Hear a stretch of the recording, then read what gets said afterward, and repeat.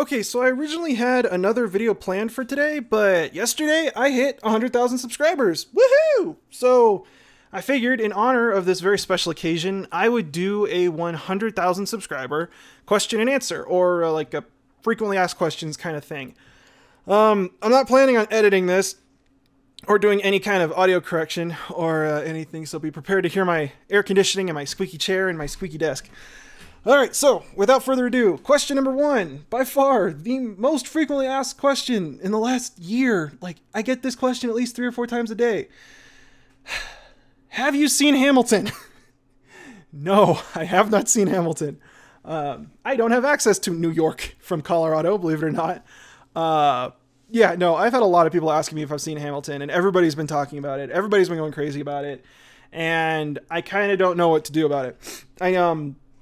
I don't really have a way of seeing it legally, if that makes sense. From what I understand, like, I can't see it on Broadway, and they don't have a DVD, I don't think.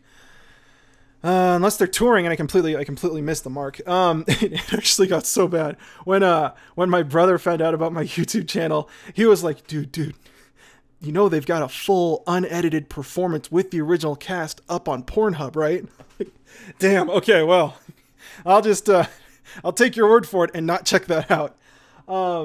I think, I saw one YouTube guy who had like made some analysis videos about Hamilton, and I think I have to see it to understand it, but I remember something about like a 3-chord being ambivalent, and I don't quite get what he means by that, but yeah, a lot of people have been asking me about Hamilton, and they sent me those analysis videos. They want to know my thoughts on it, but I haven't seen it, and I don't really have access to it. But the other thing is that it's not just like Hamilton. I get a lot of people saying like, oh, have you played this video game? Oh, have you seen this TV show? Have you seen this movie? Like, oh, what do you think of this? What do you think of that? What do you think of this? And as much as I appreciate it, and as much as it sucks to have somebody send me like a YouTube message where it's like, I fucking love your channel, and oh my god, this is my favorite movie, and it's got this really cool soundtrack, oh my god, it just totally make my day if you could like talk about it.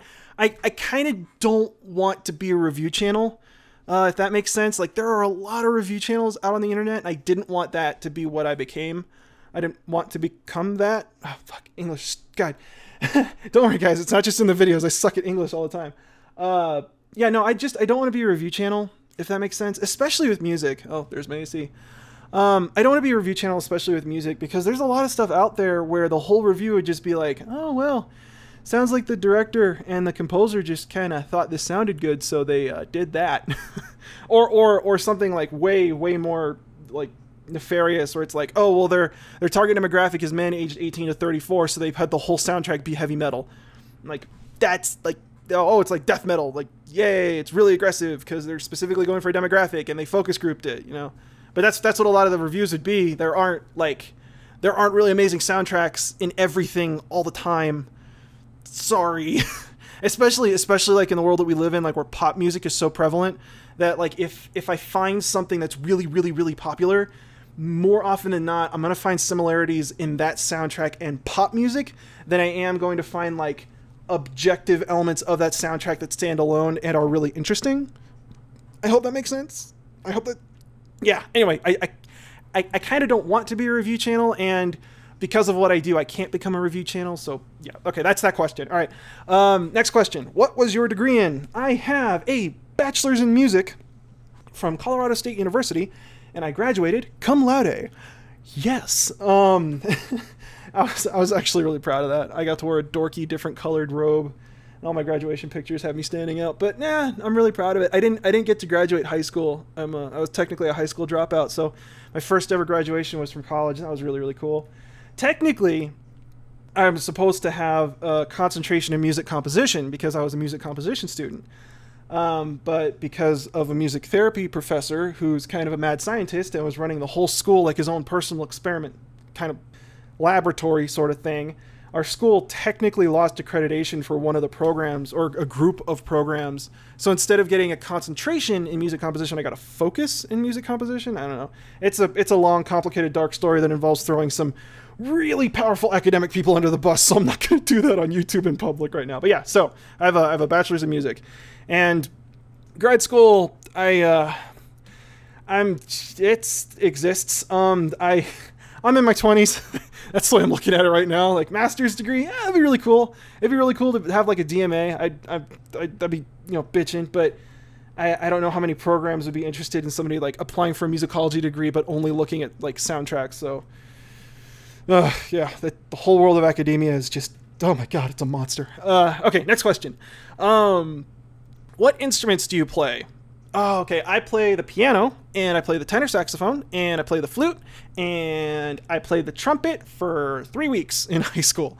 Yeah, I actually all those instruments I play for very specific reasons. So, I was born with a condition called radial ulnar synostosis in my right arm, and basically what radial ulnar synostosis is that the two bones, my radius and my ulna, in my right arm are fused together at a certain point.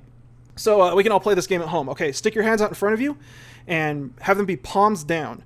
Okay, now turn them to be palms up, and I can't do that with my right hand. I can only turn my right hand 90 degrees.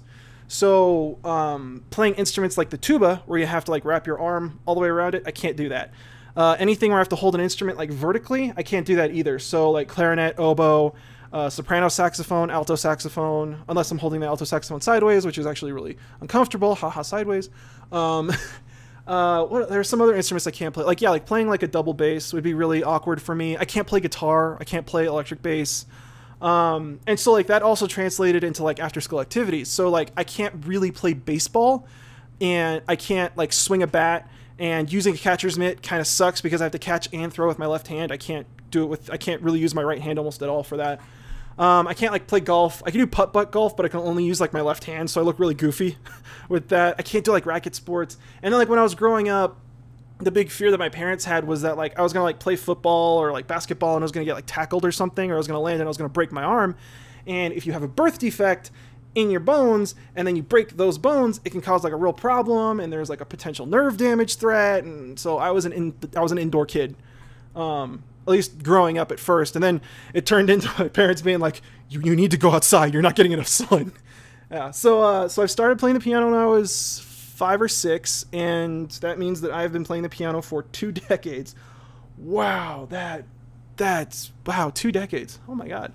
Okay, yeah, so I've been playing the piano for a really long time. I was actually when I hit like 90,000 subscribers, I was thinking, I wonder if I could do like a double face reveal piano cover, because I have a bunch of like video game music, and like I have like some of those piano collections from like Final Fantasy and Kingdom Hearts, and I was kind of working out the concert paraphrase to Dearly Beloved, and I was thinking like, oh, that'd be really cool. I could do my face reveal, I can do a cover, I can prove to everybody that I'm actually a musician. But yeah, I might do that for another benchmark, because this one kind of snuck up on me. I've been working on a really big video for the last couple weeks, and this kind of blindsided me, believe it or not. Okay, next question. Will you take a look at my music? Absolutely not. No. There are just so many problems with something like that I'm not gonna even like kind of touch. Like first and foremost, like I get a lot of people sending me like SoundCloud and YouTube links on my Facebook messages. I get people in the comments section. I get people on Twitter. Like a bunch of people like, oh, what do you think of this? Oh, what do you think of my piece of music? Oh, can you give me some pointers? I'm really trying to do like XYZ.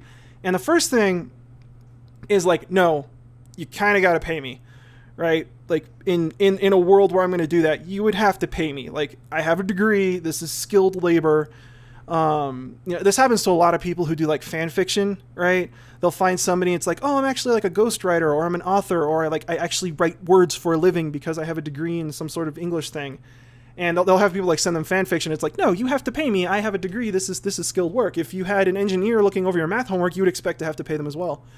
But the other thing, and this also ties into like script writing, is that there's like this giant legal mess that can happen if I do something like that. So like, okay, so let's say you send me a piece of music and I listen to it and I'm like, yeah, no, that sounds pretty good. And then a couple weeks later, I publish a piece of music and I make a bunch of money off of it, but it sounds really similar to your piece of music. I'm now liable, right?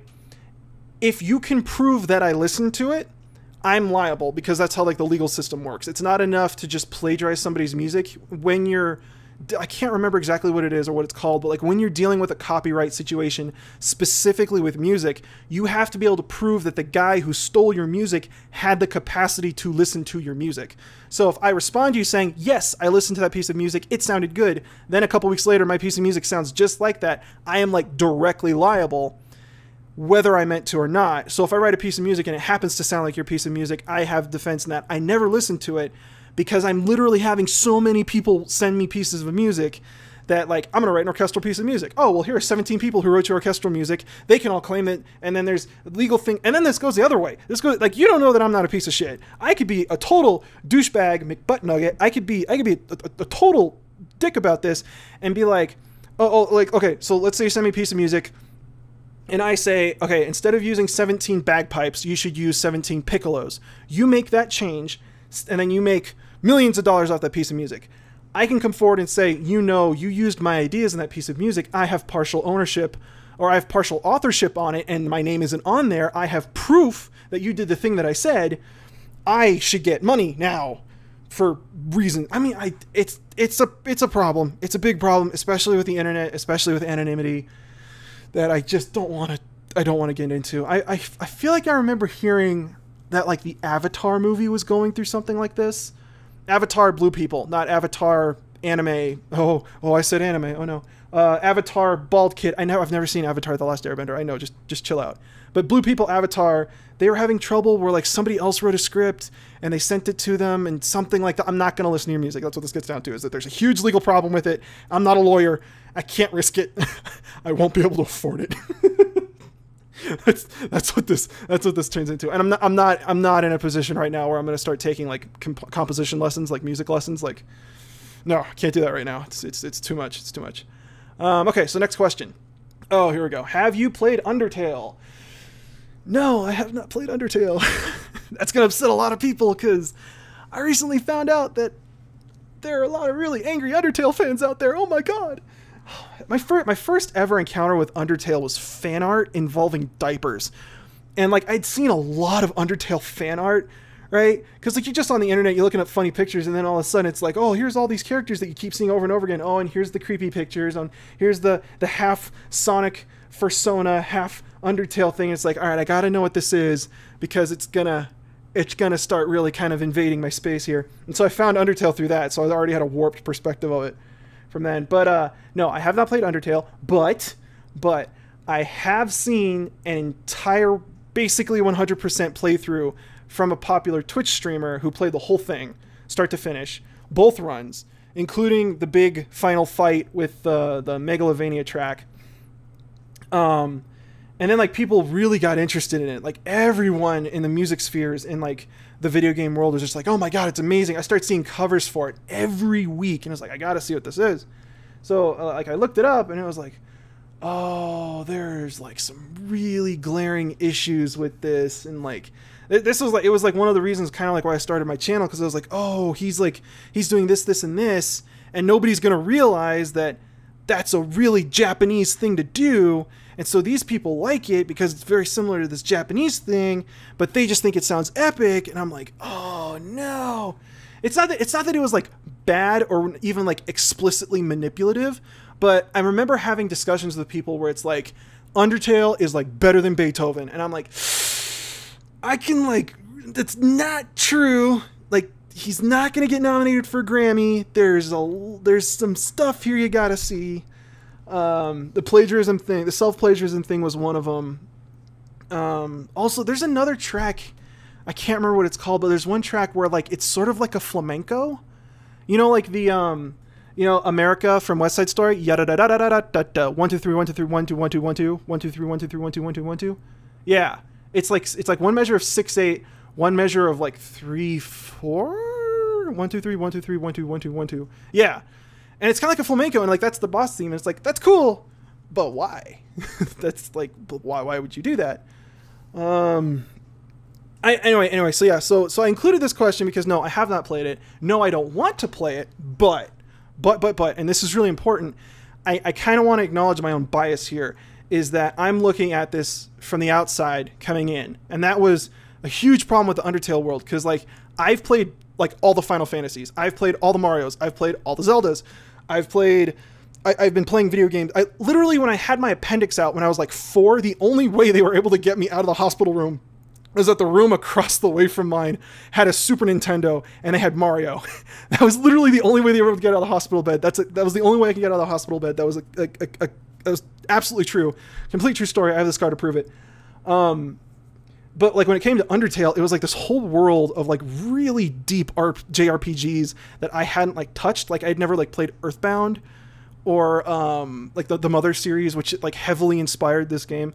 So what I've told people and what I've told people on my Twitch stream and what I tell people whenever I say I haven't played Undertale is that I don't want to play Undertale unless there is somebody sitting next to me who gets it. Somebody who understands the references and I can be like, okay, why is he using this piece of music? Okay, when you hear this piece of music, what does it remind you of? Because, and this is kind of like something that I really want to acknowledge is like, I don't get it. It's really popular and it's really successful and I don't get it. So I'm going to need somebody to be like sitting next to me like, oh no, you see, because in anime, spaghetti and tea is like a thing. or like what's another really, I can't think of anything right now, but like something like that, you know, like, oh, it's a dating sim. Like, okay. And so how is the music helping with the dating sim? Like what is this? What's going on? And so that's why I haven't played Undertale. I'm not going to play Undertale on my own. And if I ever meet anybody in the YouTubeosphere who's a big Undertale fan who can help me out with that, I'm down. Let's do like a live stream of it. That'd be fun. Next question. What is your favorite cheese? This is from a guy I recognized on my Twitch who asked me this on Twitter like last night. It's like, my favorite cheese is provolone. we're moving on. Okay. What is your favorite chord sound, chord progression, instrument, etc.? Okay. So, every time I see this or I see a question like this, it really helps me out because I get a better understanding of where my community is, where a lot of my viewers are, where a lot of you guys are in terms of like formal music education. And this is kind of like a problem, is that a lot of people, most people like on the streets don't know how to read music. So trying to explain a really complicated musical concept to them is really difficult if you can't use music. It's kind of like imagine explaining Shakespeare to somebody who can't read or write English. Like you're automatically at a huge disadvantage when it comes to trying to just explain all the different levels of thought that are going on there. So when I hear a question like this, I kind of get concerned. I get a little worried, get a little nervous.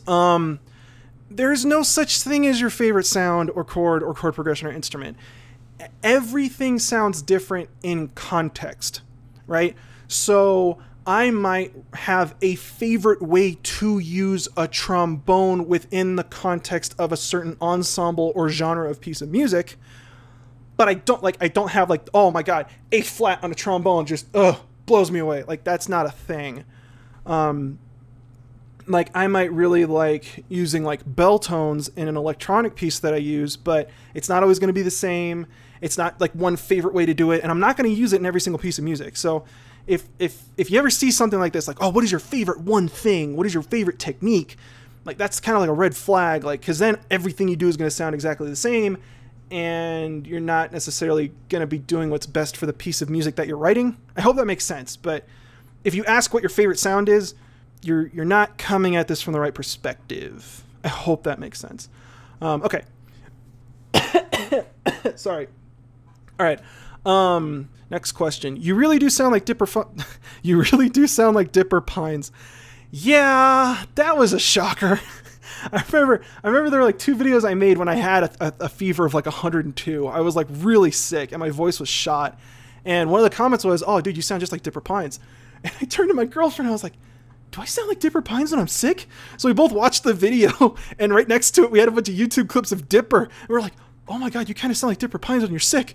And then I opened up more YouTube videos, and we were like, oh my God, no, you just sound like Dipper Pines. Oh no. Oh, that was a shocker. I wasn't ready for that. I wasn't. Oof. Yeah. That. Anyway. Next question. Who is your favorite YouTuber? I don't have a favorite YouTuber. I think this kind of goes back to like the sound and chord question where it's like, well, I guess it doesn't because I don't have like a favorite gaming YouTuber or a favorite like film reviewer. I'm not actually subscribed to anybody on this Sideways channel, but on my personal channel, I think last time I checked, I was subscribed to like over 300. I'm actually going to check. I'm going to check right now. Hang on. Go to YouTube. Because, yeah, I have a personal channel because I didn't want to, like, start subscribing to some channels and not other channels and have everybody be like, oh, what is this Sideways guy? He's only subscribed to some channels and not others. Where can I find out? Subscriptions. Can I click on this? How many subscriptions do I have? Last time I checked, I want to say it was, like, easily into, like, the 280s. But I watch a lot of YouTube. I watch, like a good, like, 20 videos a day. Holy shit! I have 732 subscriptions? That can't be right. Holy shit, I need to go outside. Oh my god. Nah. Okay, let's see. 2 cellos, 5-second films, 8-bit music theory, 12-tone, 331 E-rock. Yeah. I'm subscribed to some really weird channels. Like, stuff like that. I don't know. I watch a lot of YouTube. That's what I'm saying. Wow. That's like a shameful number. Oh my god, I feel really bad. Okay. All right. I guess this is definitely a revealing Q&A. Wow. How old is this YouTube channel? All right, I'll get to that later. So who's my favorite YouTuber? I don't really have any favorite YouTubers. If you want to do music YouTubers, I would say like 12 Tone is really good. He does a lot of like really technical stuff, like really high academia stuff. Like he just did one on like microtonal stuff. I want to say Parch was his name, if I remember correctly. Henry Parch. Yeah. I don't know. I'm not gonna look up the video now, but 12 Tone does a lot of really great technical stuff. If my videos leave you wanting for more technical music, go to him. There's also 8-bit music theory. He does video game stuff specifically, and he transcribes stuff, so he like actually puts work into his videos, unlike me. His stuff is like labor intensive, having to transcribe all that. There's also Ngaku Concept. He's more in like the anime world, but he does some video game stuff as well, and he does a lot of music stuff. He's really fun his videos are fun to watch. Adam Neely, obviously, big bass guy. He's in New York. He does gig vlogs. Those are cool to watch. Rick Beato, I recently found. He does he's like a music producer, and he does a lot of more technical stuff. He's really big into jazz. Him and Adam Neely are both really into jazz, which can get really dense when it comes to music theory. All those like 7-note chords, which as a piano player were so much fun to learn. Absolutely. Just okay, 1 2 1 2 3 4. Every single beat's a different chord. Every single chord has 7 notes, and you can't contradict what the guitar player's doing. Go! And like there's like 23 people watching you. Do it. Yes, yes, yes. And like, oh god. Jazz was just oof. I like jazz. I like writing jazz. I like using jazz chords, but comping chords on the piano is my kryptonite. I just can't do it. Because I'm always just like, oh, this sounds really good, and it sounds nothing like what I'm supposed to be playing. Oh, well, I tried. That and soloing. I've never been good at soloing. I don't know. I'm definitely a slow and steady kind of wins the race guy. I'm completely getting off track. Favorite YouTubers. Yeah, I can't really say I have favorite YouTubers, but those are some good musical YouTubers. And if I leave anybody off, I'm really sorry. I'm probably leaving people off, and I'm going to feel really bad. Okay. Next question, sorry. If you could remake all the music for any movie, which would you pick? Ooh, that's a weird one. Any movie that you could redo the music to? Damn, that's strange. Do I have to redo the music, or can I like assign new composers? Ooh, wait. I know exactly what I would redo, but I can't tell you because it's going to be in the video I had planned for today. And it's not a video, it's a franchise. Oh, yeah, no, can't tell you. Sorry. Stay tuned for next week on Sideways. No, yeah, you will find out. There's definitely a franchise of films that if I could remake, but not necessarily personally remake, or if I had more decision making on like what they're doing, I would definitely like to do that because I've got some serious problems with what those people are doing with those films specifically. Yeah, so there you go. Yeah, that's next week. Okay, next question. What is your favorite soundtrack? Favorite soundtrack? Well, okay, for games, I know, like right off the bat, my favorite soundtrack of all time for video games specifically is, drumroll, Journey. Journey by Austin Wintory. I would defend that. I would defend that hands down. I remember I was talking to a professor, and this is a professor I talk to all the time, and I wasn't shutting up about Journey, because Journey came out while I was in college, and I was like, oh man, this is the greatest soundtrack. You got to see it. The thing they do in the opening with this and this, which I'm gonna probably make a Journey video one day, just a heads up. But the thing they do with this and this, and the professor was like, God, I'm gonna go home and I'm gonna buy Journey and I'm gonna play it just to shut you up. The next day, that professor walks in and he goes, that was probably one of the best examples I've ever seen of music and a visual media being synchronized. And I was like, yes, suck it. You don't even fucking know. That game is the best. Yeah, so, I just totally blew up my audio. All right, well, anyway, yeah, so Journey, hands down, Journey. Yeah,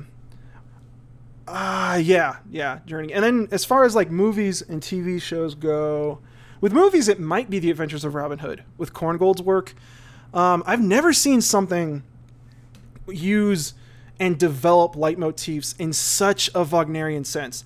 Like, from what I've seen from Wagner's operas, and I'm not by any means a Wagnerian scholar, but from what I've seen in how Wagner used all his leitmotifs, and from all the literature I've read and from all that stuff, is that like Wagner's leitmotifs, and this is something that I'm kind of worried about with my channel, is that Wagner's leitmotifs in his earlier operas were closer to what a leitmotif is by name. When you hear leitmotif, it is a motif, a small collection of notes, a small fragmentary musical idea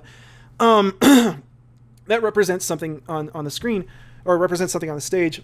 But, excuse me, as Wagner developed later on in his career, his leitmotifs became more elaborate and more developed, and they were more like themes, like what I would call themes. So it's interesting in that so my themes and leitmotifs video, I talk about leitmotifs specifically being motifs and themes being complete musical ideas, or even Wagner kind of broke those rules.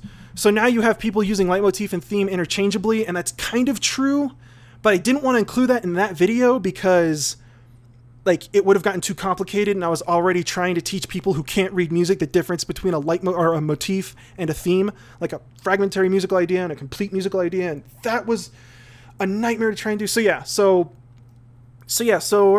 where am I? Favorite. Oh yeah, Robin Hood. So yeah, so what I've seen is that Robin Hood is really kind of like, sometimes it's a motif, sometimes it's a subject, a theme, a complete statement. But the way that he manipulates that, the way that he uses it and develops those musical ideas throughout the film, I haven't seen that done anywhere else, really. Like in Star Wars, pretty much every time you hear a leitmotif, a theme, whatever you want, a piece of representative music, really, academia needs to get on that and normalize like what a piece of representative music can be, because leitmotif is a misnomer at this point. Oh my God, it's so frustrating that got to work so hard because there are really not a lot of academics who really care about soundtracks. Anyway, yeah, so so in Star Wars, I haven't seen a lot of leitmotifs that developed like Korngold's in Robin Hood. You don't really see it in Star Wars. A lot of time when you hear the piece of music come back, it's note for note. Not a lot of variation, really. Like, you don't really hear instruments change a whole bunch. From what I remember, I could be completely wrong here. But yeah, so yeah, Robin Hood. And then for TV series, I don't know. TV series are kind of rough. Just because it's like, you get 2 weeks from start to finish to make an episode of a television show. So like any ideas that you could have just got to get rushed out, and that really sucks. That like really sucks. I've heard that if you want to get into soundtracking, working TV is really great because it gets you to work fast. Because you have to make deadlines, so it really streamlines your composition process. I'd say my favorite TV theme, my favorite piece of like theme music for a television show is probably The Simpsons. I mean, outside of like all those 80s and 90s cartoons like Gummy Bears and Biker Mice from Mars and like Silverhawks that are like really badass theme songs, but no, like in terms of like it's like construction and composition, I think The Simpsons is really strong. Really strong. So yeah, favorite soundtrack. Kind of a complicated question with a complicated answer. I also really like WALL-E. WALL-E is like one of my favorite movies of all times. If you want to consider that like all of the sounds in a film together can form its own soundtrack, separate from the music, the score. I like that. In terms of musicals, it might be The Nightmare Before Christmas, but that's not for any like musical reason. That's just like I love that movie. I've watched it like every Christmas and Halloween since I was a kid. Other soundtracks I like. I don't know, the standard, lots of Williams stuff. Back to the Future. What else do I like? I don't know. Just watch the channel. I'll talk about stuff I like. You'll find out. Don't worry. Next video is actually going to have a big 2 and a half. 2.5 of my favorite themes. Favorite themes? Yeah, I'd say my favorite themes. Yeah, next video is a big video. That's all I'm saying. Okay, next question. Wow, you sound like such an arrogant douche. Yeah. Oh my god. Okay. So this one, after my video about why soundtracks aren't taken seriously, I had a lot of people really upset saying that I sounded really pompous, especially because I was using the whole music illiterate concept, and I get that. I do. I really try to make my videos as accessible to as many people as possible. I don't want it to be like, you have to understand music, you have to understand Roman numeral analysis, you have to be able to read and write in a like tenor clef, and you need to understand how like neumes work. Like you have to be able to read plain chant. Like that's, you know, I don't want to do that because that's just really inaccessible, and that's not going to be good for YouTube. But at a certain point, I kind of got to put my foot down. I can't be like, I get a lot of people saying that like you don't need to be able to read music to be able to write music, and that's a really that statement is just vague enough to make that position defensible. No, but as soon as you crack that open, there are problems. When I hear somebody saying I don't need to be able to read music to be able to write music, it's kind of the same situation as if you had like a 13-year-old kid walk up to you and say, I want to grow up to be an author. And after talking to this kid for a little while, you find out that this kid can't read or write English, doesn't own any books, and what he's talking about is he wants to be an audiobook narrator, right? The narrator doesn't write the books. The authors do. The narrator just reads the book. So if you want to be an author, you still need to know how to read. And if you want to read the audiobooks for a living and be like a voice actor, you still need to know how to read.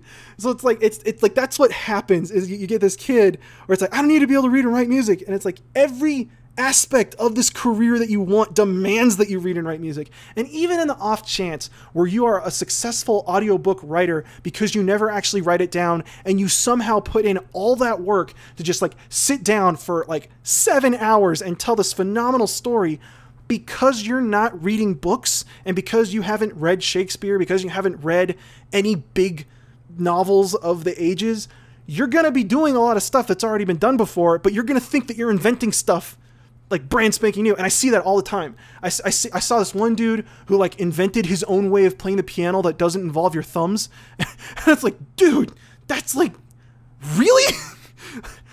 because what you're saying there, what you're basically saying is, okay, let's take everybody from the last 1500 years. Okay, put them all together. I'm smarter than every single one of them, and I didn't learn any of the things that they learned. And it's like, that's the arrogance. That's the ignorance. That's what I'm fighting.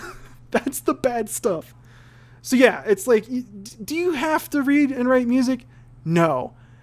But if you want to really be a musician, you have to. That's something I can't let that shit slide.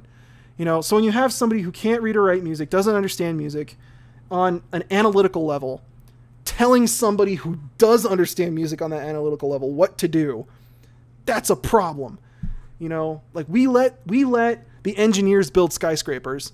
The engineers don't build the skyscrapers to the schematics of the people who are paying for it. Like that's for a purpose. That's like how the shit works. So yeah, if it makes me sound like a douche, I'm really sorry, but I gotta draw the line at musical literacy. I can't move beyond that. All right, next question. Can I use your videos in my presentation / paper / graduate thesis? No, don't. Please don't. When I had like 4 videos on my channel, I had somebody message me, and I want to say they were from Europe, which no hate against Europe, but they're like, hey, I'm a graduate student and I want to write my graduate thesis based on your video. Can I cite your video? And it's like, I'm a nobody on YouTube, guy. Like I'm like a chubby, hairy guy who's just talking about music. Like if you want to do an academic thing, you got to like cite sources, find somebody with like letters after their name, get somebody who wears a bow tie, for God's sake, somebody smarter than me. But yeah, like people keep asking to use my videos and presentations and in papers and in classes. And like, if you want to, go for it. I don't want this to be like no, you may not use my videos at any time, at any point. I will sue you if you do. Like, nothing like that. Nothing like that. If you absolutely want to, go for it. But in the interest of like academic prosperity, in the interest of making you a smarter person, don't come to my videos. Look up like published academic articles, find professors who have studied Wagner, like find somebody with credentials, not a YouTuber. Like if I'll tell you this much, if I ever go through with grad school and I get all my degrees, excuse me, that's not going to happen. But if I go through all that and then I become a professional, and then I edit all these videos to be absolutely 100% academically sound, and then I present them at some sort of big music conference, then yeah, go for it, because that means that they're right. But right now, I'm like making YouTube videos being like, I haven't seen anybody else talk about this. Can we talk about this? Because if I'm wrong, I want to know right now. so that's my thought. And if you're writing a graduate thesis on my presentations, I want to know what school you're going to, because if they're cool with my stuff in their realm of graduate academia, I would absolutely like to go there for school. So go ahead and hit me up. Let me know what's going on, and let me get in contact with the head of your music department. Next question. Do you still want to compose for video games? Absolutely. I would love to write soundtracks. Films, TV shows, video games. I have a couple problems with wanting to do that, though. Like, I went to school and I got a degree because I figured you need to have a degree to work and be a professional. I don't want to be some high school guy with no credentials who just, oh man, I just fucking feel the music, man. I didn't want to be that kid. I wanted to be like a pro. So I went to school for it. But like, as I went to school, the entire world of composing soundtracks changed. And this is kind of like what led people like Hans Zimmer to be really popular, is that now like every single orchestral piece that you listen to is just like 100% computers. Or at least a lot of it is, or it can be, I guess. Well, on a Hollywood stage, no, you're still having live orchestras because they can afford it and it's worth it. But in a freelancing indie world, like an independent thing, you have to be able to produce the music start to finish by yourself. And if you don't own all the instruments, which I don't, and you can't play all the instruments, which you don't, you need to be able to use a computer. You know? So like if you look, like Marty O'Donnell was fired or let go, or something happened there where they basically got rid of him. Bungie got rid of him because it's not cost efficient to have an in-house composer anymore. Blizzard just dropped their composer, head of composition, head of their audio department, I think, if I'm not mistaken, because it's just not worthwhile anymore. Now it's so much cheaper for a company to just have a freelance composer. But the problem with that is that, you know, it's like, we need 12 pieces of music. One of them needs to be happy. One of them needs to be sad. One of them needs to be the bad guy theme. And then the rest of them can be whatever you want for backgrounds and levels. You have a week. Like, I what?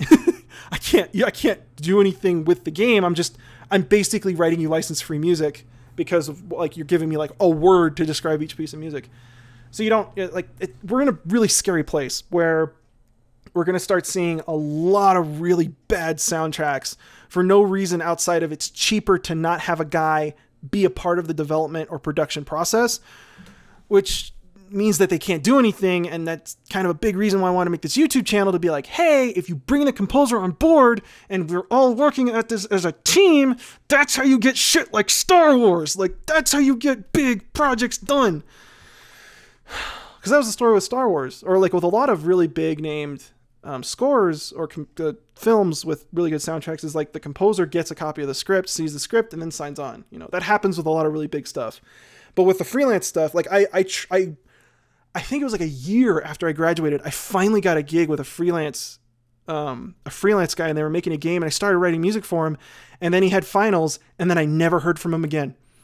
And like that's like what happens over and over again in the gaming world. It's like, yes, I would like to compose video games. And this is all a really roundabout way of saying, like, I honestly don't really have the tech to do what I want to do. Like, my computer's not fast enough. I don't have enough memory. I don't have any of the sample libraries that I need. I only really have one, as far as the orchestral thing goes. And I got a degree to write orchestral music, and that's kind of like what my specialty was in, was writing this orchestral stuff. And it's kind of like getting a degree in trumpet performance, graduating, and then having to give the school their trumpet. And you're like, okay, well, I have a degree in trumpet performance and I don't have a trumpet. What do I do?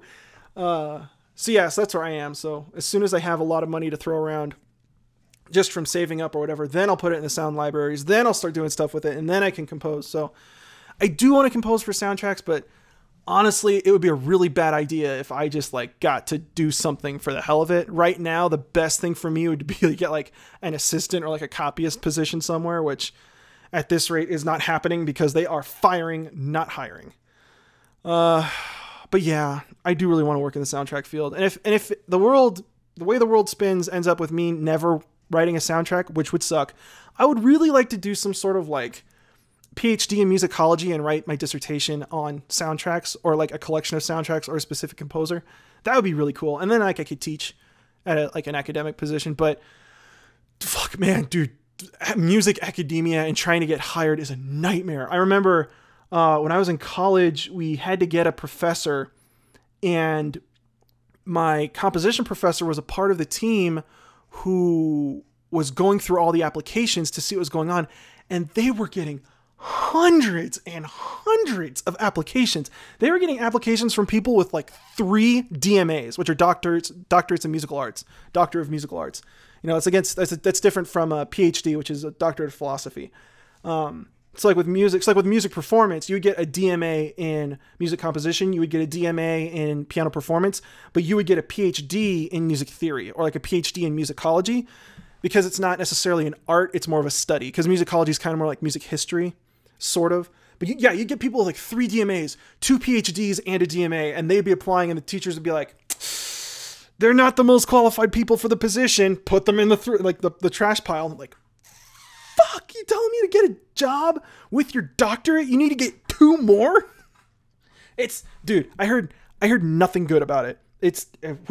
So that's another story. That's getting music degree and trying to be a musician and write music is fucking hard no matter where you are in life.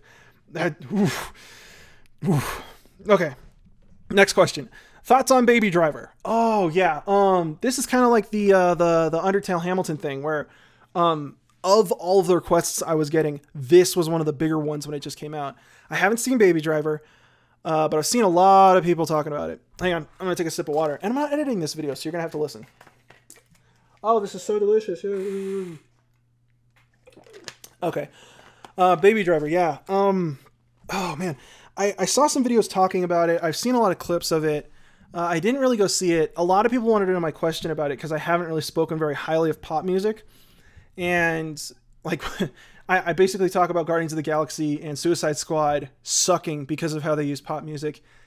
And I gotta really watch what I say here because I don't want to be like a giant screaming douche about this. But Baby Driver feels like more of an accomplishment for film and cinematography and like directing than it does for its music. I mean, we're effectively talking about because if I understand this correctly, Baby Driver doesn't have any original music. They did not need to hire a guy to write music for this film. That's horrifying for me, right? Coming from a position where I almost explicitly talk about soundtracks for film, TV, and video games. And the success of Baby Driver is also really scary because if you can get away with doing that and you can prove that it's cheaper than hiring me, I'm out of the job.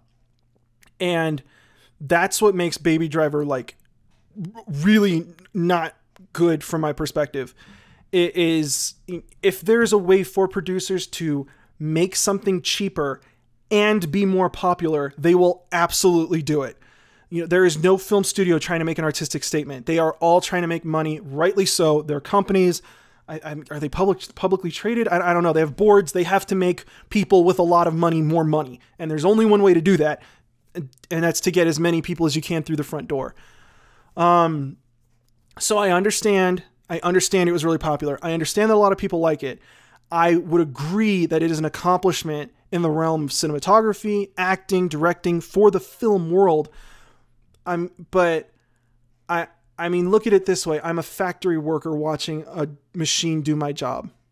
And that's like, that's really scary.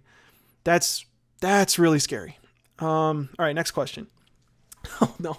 Infamous. I do not think this word means what you think it means. No, it did not. Oh man, that was so embarrassing. It was my chameleon moment. If any of you have seen that TV show. Oh no, I thought infamous and famous meant the same thing. Like when you say that someone is infamous, it's like saying that they're famous, they're really famous. Oh, he was famous for this thing. I thought saying, oh, he's infamous for this thing was the exact same fucking thing, and it's not. God, and that was the video that Michael Giacchino saw. Oh God, and I mispronounced Michael Giacchino's name. Oh my God. Yeah, no, I fucked up infamous in my Rogue One video.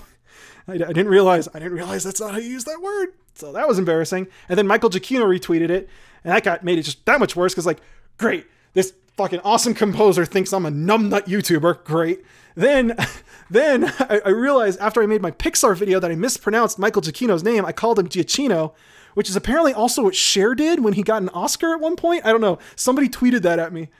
Oh my God. That was the one thing I wasn't expecting when I started making YouTube videos, is that you make mistakes and they're really hard to notice. Every single one of my videos has like a typo or a mispronunciation, or like even my grammar's just like jacked up, like every video without fail. And it's gotten to the point where I'm just like, I'm going to make a video. This is going to have a mistake in it. I wonder what it is. Upload. like proofreading is just like not worth it. You know, like I'm not going to spend a whole day watching this video over and over again, because the second I upload it, the first comment is going to be how I misspelled the. So yeah, just got to shake it off and do better next time, right? That's how you do this. All right. What's the next question? What's the next question? Are you able to enjoy a movie if the soundtrack is bad? Ooh, that's a good one. Yes, because I have to, if that makes sense. Like, there's a lot of films out there where the soundtrack's kind of like an afterthought, right? Or especially nowadays, like a lot of recent films have like, they don't have pronounced themes, they don't have pronounced music. There aren't a lot of films nowadays that really have like powerful musical identities, you know? I think the last time I walked away from a film humming what was going on was, oh, well, I actually know exactly what film I walked away humming, but that is going to be in the next video, because the next video is going to be really good. I promise. I'm putting a lot of thought into it, a lot of work into it. I hope it's good. I hope it. Yeah. Yeah. I can't. Yeah, I have to enjoy the film. I do enjoy the film. I'm not as one note as I might present myself. Like, I do appreciate, like, oh, it's like they broke the 180 rule, or oh, this is shot reverse shot and it's done really poorly, or oh, this is shot reverse shot and it's done really well. Or, oh, the camera is totally coming from a human perspective and it puts you in the world. That's great.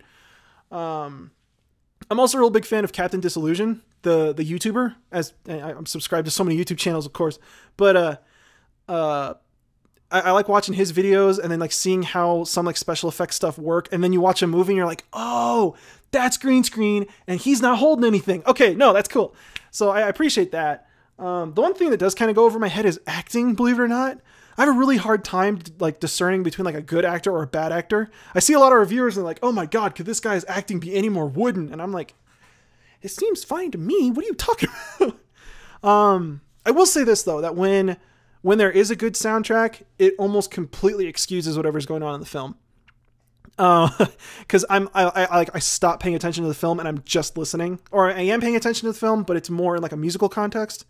So like, I'm really keeping track of like what's going on in the background. I can't remember the last, oh no, I do remember the last time that happened. And again, it's going to be in the next video. I'm really hyping up this video. I hope it's good. Yeah. Am I able to enjoy a movie if the soundtrack is bad? Yeah. Yeah. I wouldn't say that I'm that much of a dick, but, okay. Next question. Favorite multiplayer game. Favorite multiplayer game. Well, when I was a kid, I used to play the shit out of Jedi Knight 2 Jedi Outcast. I played that online, and I played that online way too much. And this is coming from a guy with over 700. I'm looking at the 700 sub on my computer screen. I'm like, is it really? Like, is that what? Okay. Anyway, Yeah, Jedi Knight 2, Jedi Outcast. I love that game. That game was really cool, especially like the saber combat and all like the force abilities. That was really neat. I played a lot of Halo.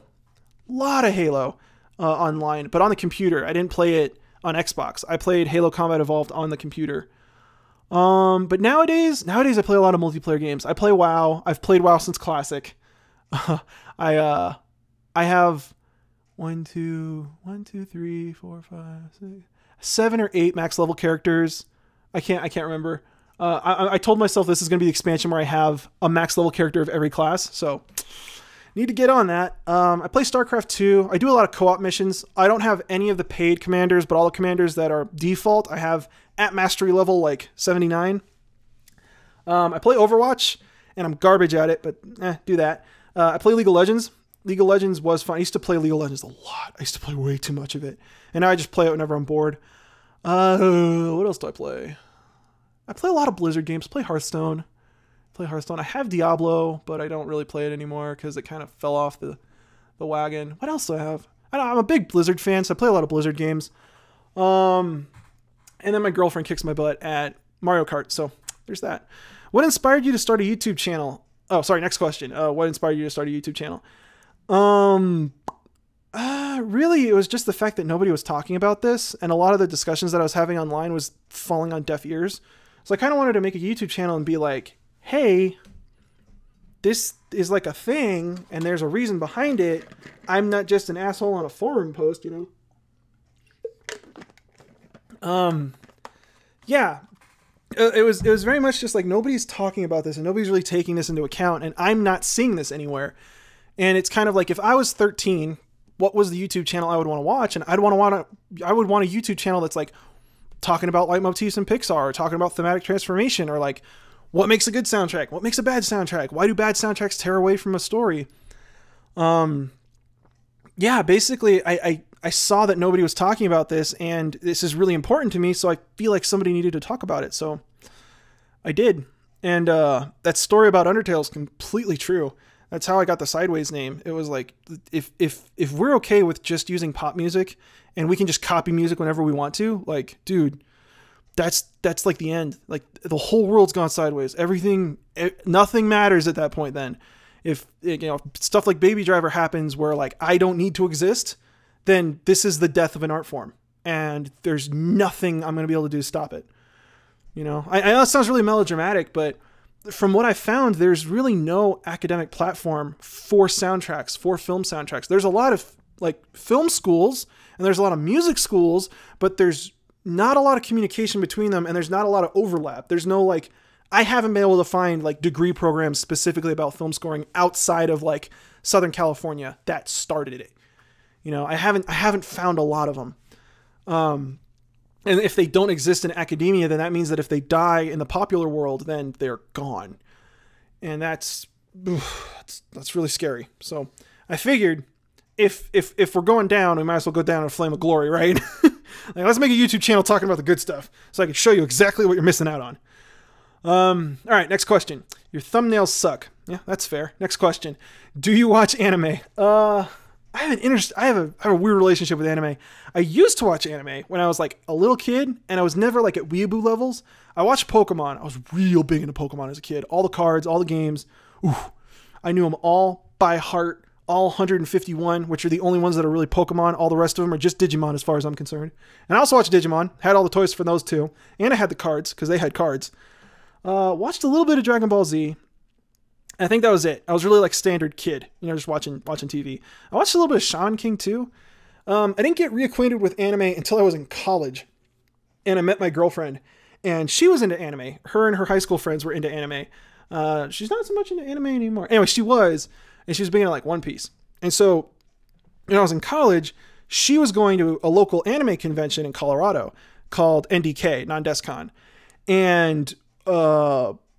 And she like met up with all her high school friends because they splintered when they all went off in their own different directions for college. And so they met up and we just started dating, and I was like, oh yeah, no, anime convention. I've seen Pokemon. Let's do this. So she like got a hotel. It was like 3 days. It was her and like 5 friends, and I didn't know any of them. And they were like, oh yeah, no, we're gonna have fun. We're gonna go to the AMV contest. We're gonna go to the cosplay contest. We're gonna go to panels. We're gonna go to the artist alley. And I'm like, what the fuck are you talking about? Take my first step into the hotel, and there are people dressed up. There are wigs. There's furry costumes. I'm like, what the shit? It was just vapor trails, just this wash of color. And like, I had no idea. Like, so is there like a Pokemon corner, or like what? What is all this? So I had no idea. Fuck, never heard of Naruto, right? Never heard of One Piece. Didn't know about Bleach.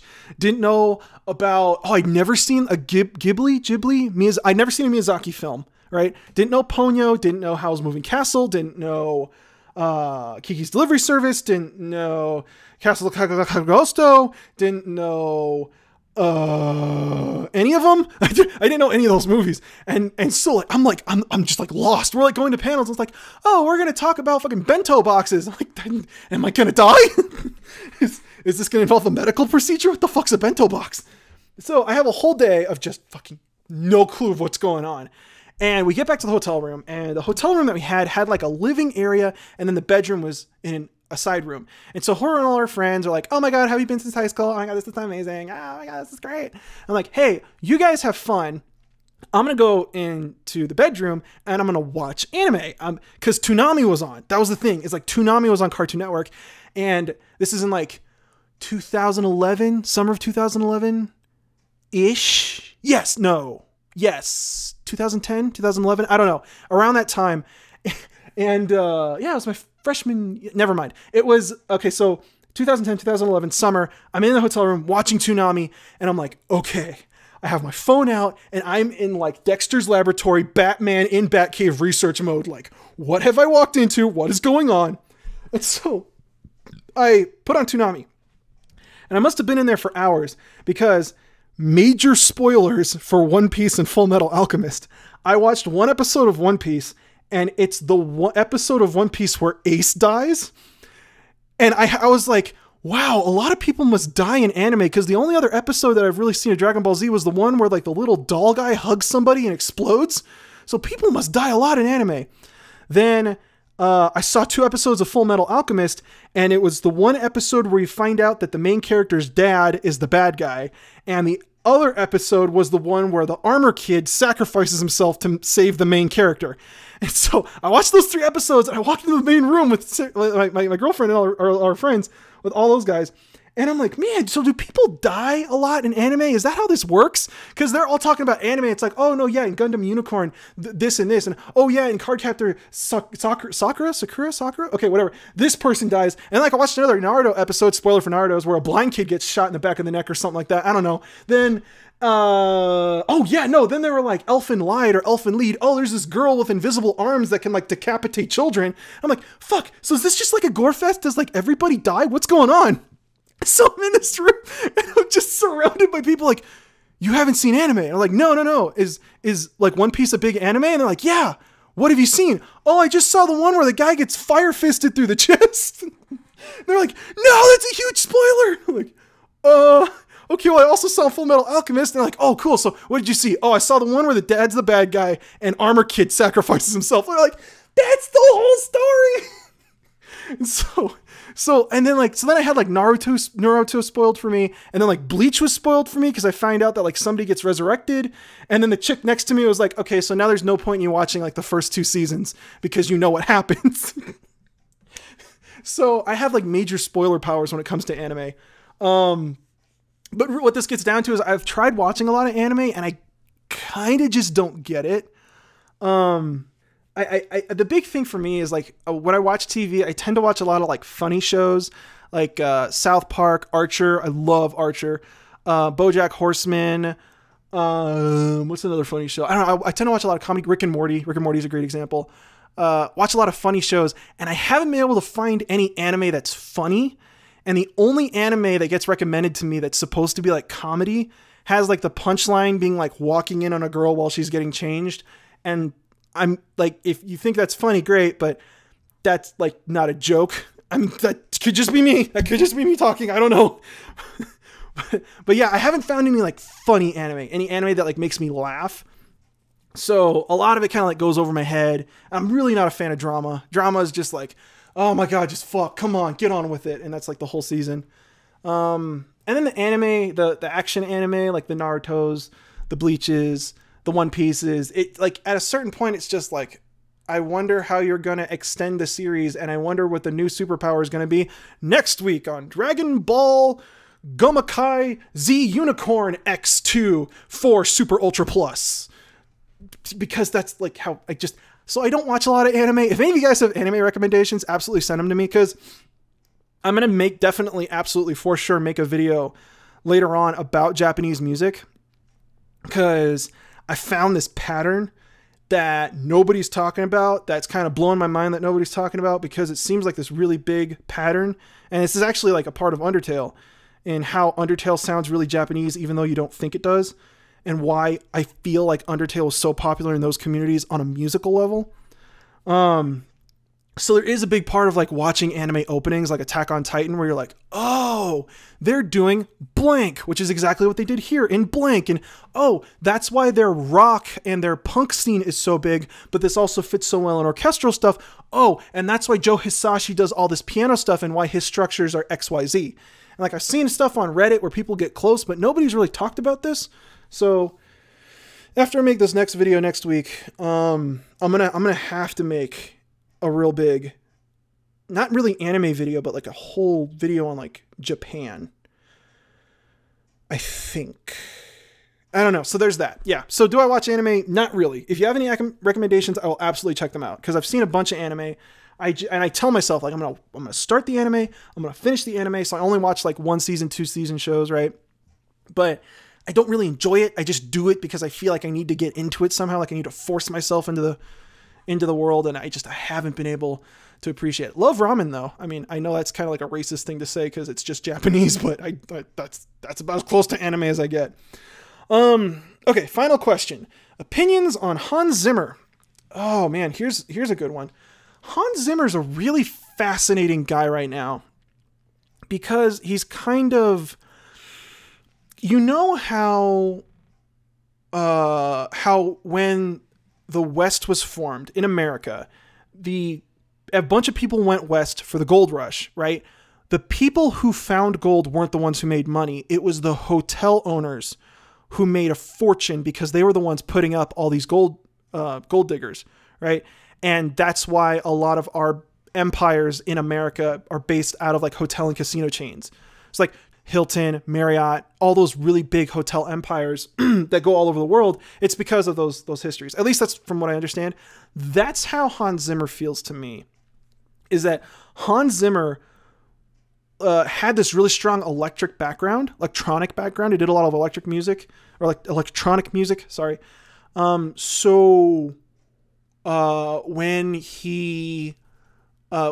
the world started changing and technology started developing and it started turning into this, we can simulate an orchestra with a computer, we might not actually need performers. He was one of the first people who was able to jump on that and say, yes, you cannot hire an orchestra. I can take care of this whole thing right here at my desk and save you, hundreds of thousands of dollars. That's pretty big, and that makes him popular. And he was like one of the first people to do it. Now, to say that his whole career was basically on him seizing an opportunity would be unfair, because he has a long and like extraordinarily impressive career. He's done a lot of really good work, and this is why I don't want to be a review channel, because if I was a review channel, Hans Zimmer would like be a character and I would like make fun of him because I'm a review channel and that's what they do for jokes. But I don't understand a lot of what Hans Zimmer does and why it gets the reaction that it does. Like a lot of it, and again, this is going to be in the next video, damn it. But a lot of what he does to me feels very alien from what has come before. That's not a bad thing, but I don't understand why he does it, for what purpose, why he feels like it's a better method of musical communication than what has come before, and how he's got so many people on board, right? Because, I'm not saying he doesn't use leitmotifs. I'm not saying he doesn't use themes, but like the structure of like his statements is very different from like what even came 20 years ago. And I don't understand that. I don't understand why he does that. And I really want to know why. So if any of you guys can tell me like your favorite part of Hans Zimmer, why you like Hans Zimmer, I would really like to be on board. Like let me know, tell me why, because he's got something that I'm not saying that this is a Hans Zimmer thing. I'm saying that this is a me thing. I don't get it, and I would like to understand it because, you know, he's fucking Hans Zimmer. He's huge. He's clearly doing the right thing. And so that's my opinion on Hans Zimmer. Some of his scores, like Pirates of the Caribbean, totally makes sense. I think he did Kung Fu Panda. Did he do? I'm gonna look that up because I think he did Kung Fu Panda. Hang on. Oh shit, Kung Fu Panda. Every time I think of Kung Fu Panda, I just think of my Brewmaster Monk and how I need to gear him up. And then every time I hop on my Brewmaster Monk, I sing the main melody to that.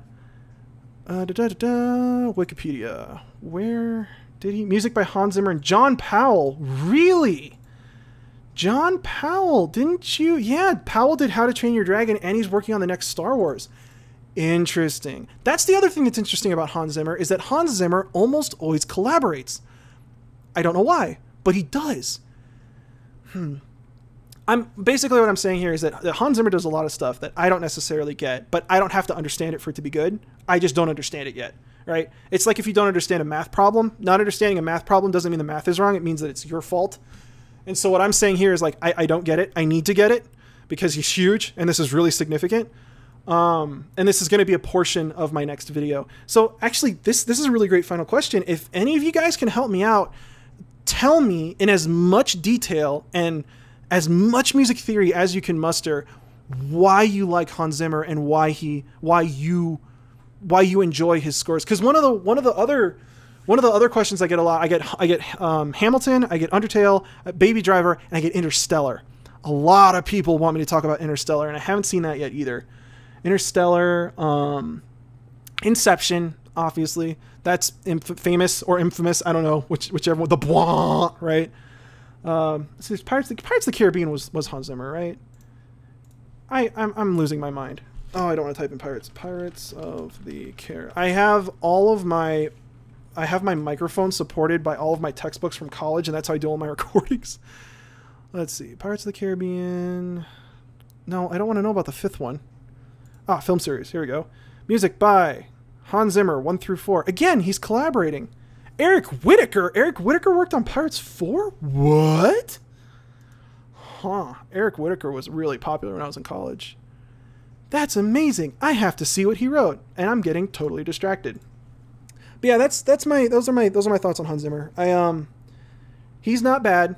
Sideways doesn't get it. So somebody needs to explain it to Sideways because he is clearly doing something right. But again, you see, if this was just a review channel, I would make fun of him all the time and I would pretend like I knew everything and that he was wrong, and I don't want to do that. That's why I don't take requests. I do take requests, but I don't just talk about a movie because it's popular. Because if I talk about Baby Driver, it's just going to be another 10-minute video of me being pessimistic. But yeah, opinions on Hans Zimmer.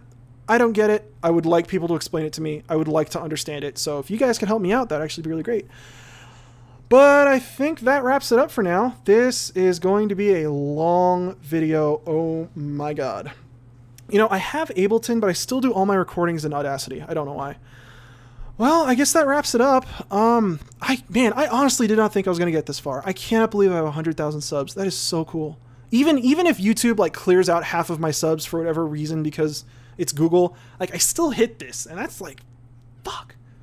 I genuinely wasn't expecting this. Damn. Well, thank you all so much. I really appreciate it. I really appreciate you guys coming out. I read all your comments, even if I don't respond to them. I do. I know it's really cliche, but I do. I read my messages. I read my comments. I read my Twitters, and I can't get to everybody. I just can't. There's not enough time. The Earth spins too fast around the sun. I can't do it. But thank you all so much. I really appreciate your good comments. Like even when someone's just like, "Hey, great video," it's like, "Fuck yeah, I'm gonna go try and get headshots on McCree now." Like it totally brightens my day. Oh man. But yeah, thank you all so much. Keep on the lookout for the next video. The next video I've been working on for a long time, so I'm really excited about it. Definitely gonna have to do a video on Japan. And I'm gonna have to start writing music at some point too, because I can't just talk about it for the rest of time. But thank you all so much. One last time, I promise. This means a lot to me. Just thank you.